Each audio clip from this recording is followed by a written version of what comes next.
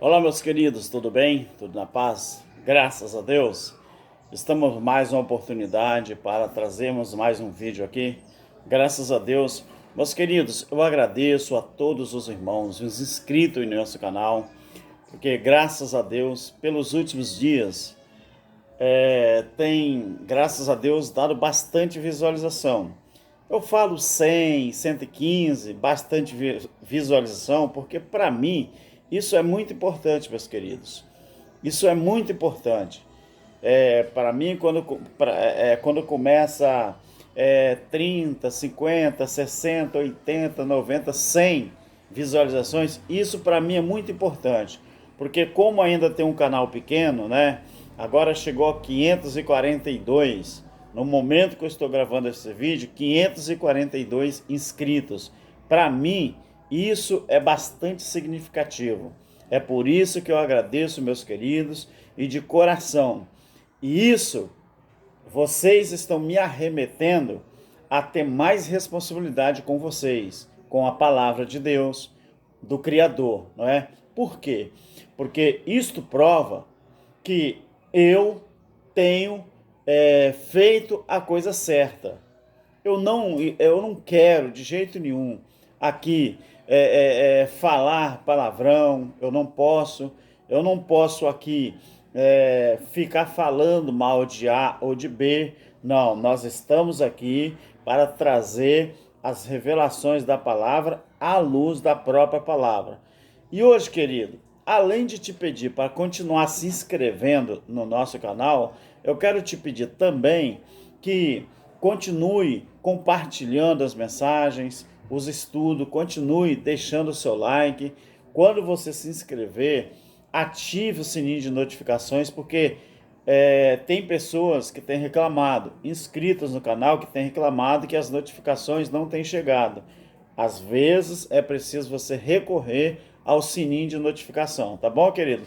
Para que você possa então receber as notificações, tá bom, querido? Aqui atrás, né, de mim tem uma relíquia, uma Monarch CC do ano de 94, e eu restaurei esta bicicleta, não é? Porque eu gosto muito de coisas mais antigas, aparelho de som, eu gosto de aparelho de som antigo, bicicleta, graças a Deus. Então, na minha casa aqui, eu gosto de ter algumas coisas, não é, um pouco antigo que a gente fala, né, que foi fabricado há muito tempo, né, atrás. Então, hoje eu quero falar, querido, nesse vídeo, eu quero falar sobre Antíoco IV, aquele que muita gente já ouviu falar, né? Antíoco Epifânio, que ele tem muita relação com o capítulo 11 de Daniel. Deixa eu te falar uma coisa. Esse Antíoco Epifânio, conhecido, né, o Antíoco IV, né, Epifânio, ele governou o reino Seleucia ou Seleucida, não é? Que era o reino sírio de 175, melhor, de 175 a 164 antes de Cristo, né? Epifânio, o nome dele quer dizer, né, manifesto. E o nome indica que ele reivindicou ser a manifestação terrestre de Zeus. Vejam só, você acredita nisso? O nome dele indica que ele reivindicou ser a manifestação terrestre de Zeus. Antíoco, ele tentou unificar o seu império impondo a cultura helenística a todos os seus habitantes. E essa política resultou, claro, não podia ser diferente, em conflitos violentos com os judeus da região conhecida mais tarde como a Palestina. Imagine você, não é? Esse cara, o que ele foi capaz de fazer. Já que o seu nome significava manifesto, então o seu nome ele achou, né, que ele podia se manifestar, né, ou reivindicou um manifesto, né, que ele achou que ele seria a manifestação do próprio Zeus, e causando com isso, né, grandes conflitos com os judeus da região hoje que a gente conhece como a Palestina. Agora, uma coisa interessante é que a maioria dos estudiosos bíblicos acreditam, né, que Antíoco IV, ou seja, Antíoco Epifânio, ele tenha sido o chifre pequeno de Daniel, no capítulo 8 e o versículo 9.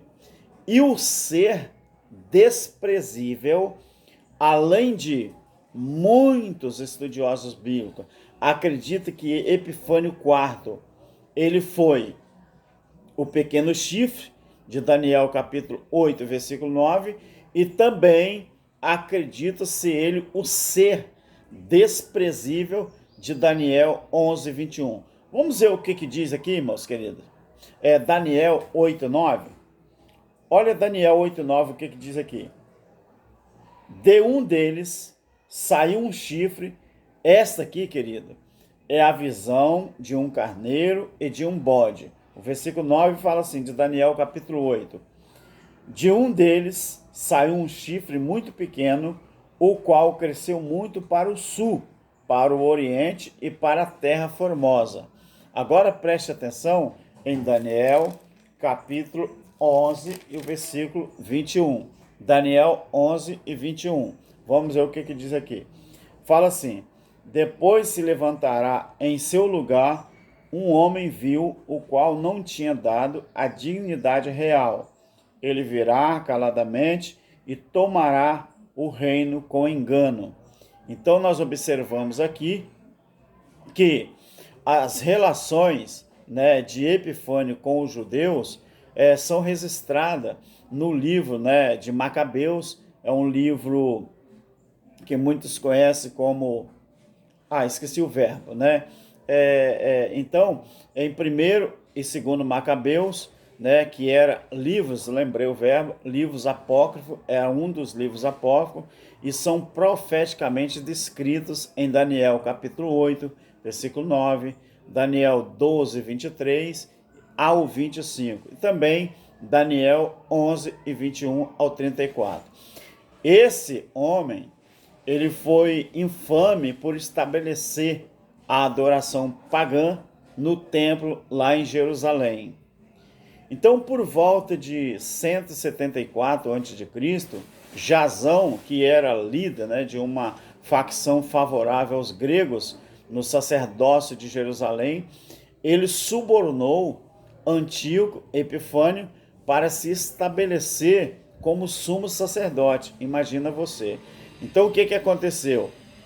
Depois disso, o próprio Jasão dedicou-se a transformar Jerusalém numa cidade grega. Não é? Também está registrado no livro apócrifo, lá de 2 Macabeus, capítulo 4, 7 ao 22. E em 171 a.C., porém, outro homem que se chamava Menelau, ele fez o quê? Ele, por sua vez, ele comprou,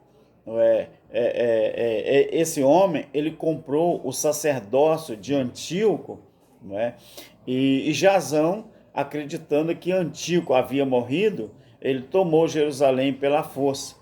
Porém, imagine você, Antíoco, ele retornou lá em 169 a.C.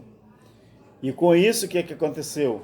Executou um massacre na cidade.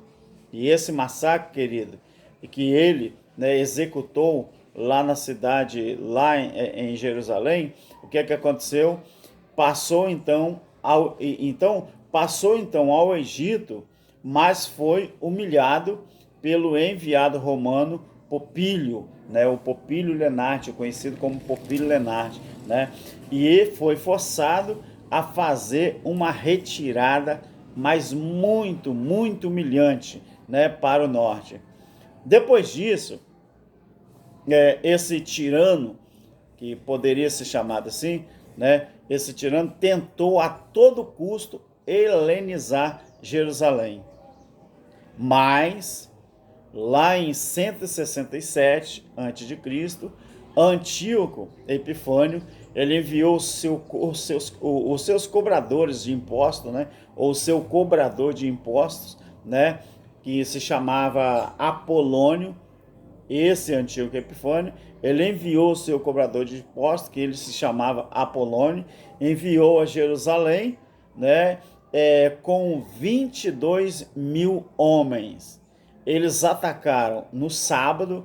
Lembra que Jesus um dia disse que os judeus tinham que orar para que a fuga deles não acontecesse nem no inverno e nem no sábado?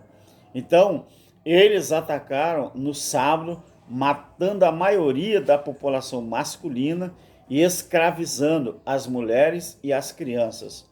Então, os muros de Jerusalém, não é, eles foram demolidos e uma guarnição militar seleucida posicionou-se diretamente ao sul do templo. Por isso a relação Daniel do capítulo 8, versículo 9. Sul, do mesmo jeito que a Bíblia fala que sul. Entendeu, querido? Então, a Bíblia diz aqui, ó. De um deles saiu um chifre muito pequeno, no qual cresceu muito para o sul, para o oriente e para a terra formosa. Então, esse rapaz, esse Antíoco Epifânio, né, ele marchou diretamente, né, com os seus militares ali, né, para o sul, não é, de Jerusalém. Então, o que aconteceu? Quando ele fez isso, os muros foram demolidos, uma guarnição militar seleucida, não é? Ela posicionou-se diretamente ao sul do templo.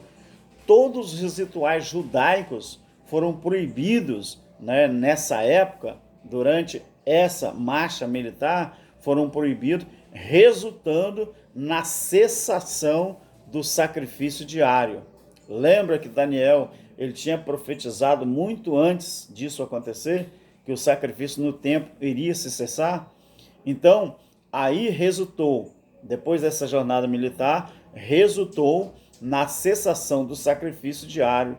Um altar, então, a Zeus foi erguido sobre o altar judaico de ofertas queimadas e a adoração a Zeus foi instituída no templo. Pasme você. Pasme você.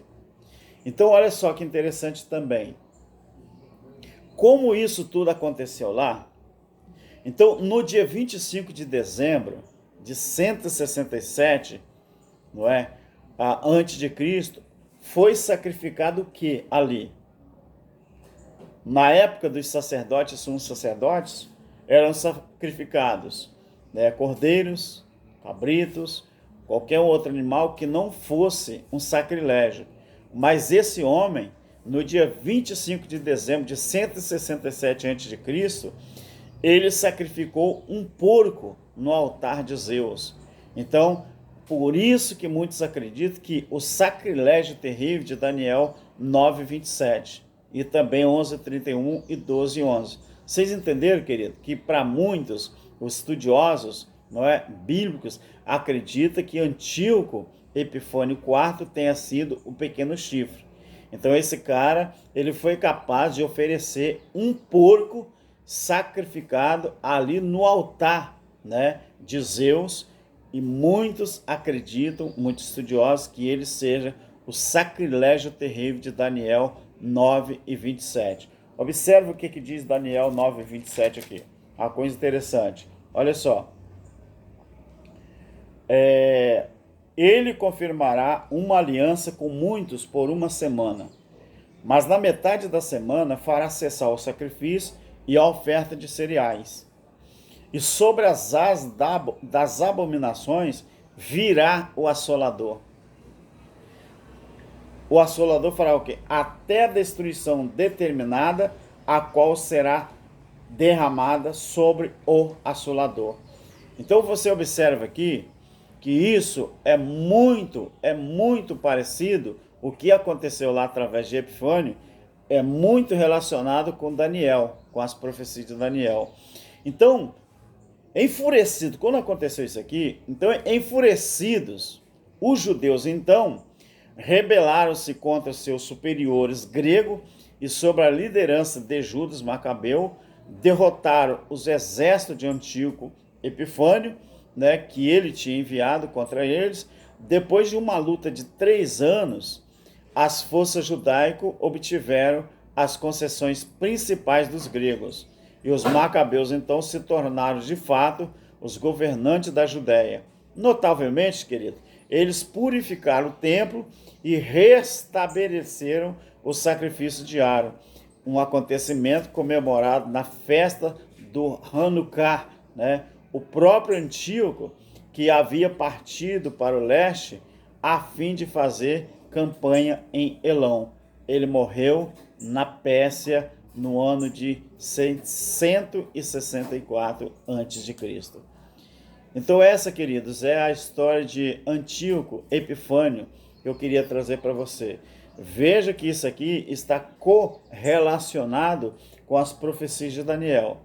Então, essas profecias de Daniel, para o tempo do fim era o dia do juízo. Não era o tempo do fim que muitos acreditam que ainda vai acontecer. Tá bom, meu querido? Só para você ter uma ideia. Então, isso aqui já se cumpriu e não vai cumprir mais, tá? Essa é a história de Antíoco Epifânio, o quarto, tá bom? Graça eterna para todos os irmãos que vivem o Evangelho eterno. Fique na paz. Amém.